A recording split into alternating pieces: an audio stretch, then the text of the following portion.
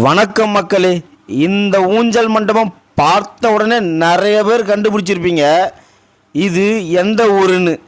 இந்த கோயிலோட திருத்தேரோட்டம் பார்த்திங்கன்னா வருகின்ற பிப்ரவரி 21 சனிக்கிழமை தாங்க நடக்க போகுது.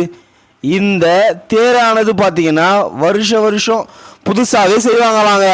இந்த திருத்தேரை பற்றி இந்த தேரோட ஸ்தபதி நிறைய விஷயம் சொல்கிறாரு, வாங்க கேட்கலாம். வணக்கம்.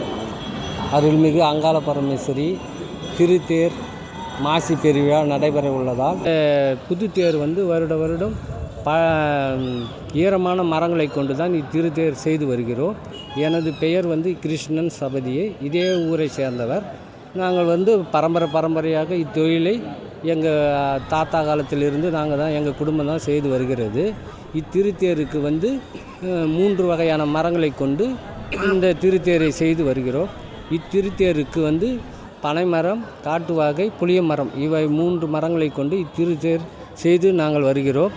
இது இந்த திருத்தேர் வலம் வரும்பொழுது மிகவும் லட்சக்கணக்கான பக்தர்கள் கலந்து கொண்டு திருத்தேரை இழுத்து வருகிறோம். பிப்ரவரி 21ஆம் தேதி மதியம் 3 மணி அளவில் புறப்பட உள்ளது.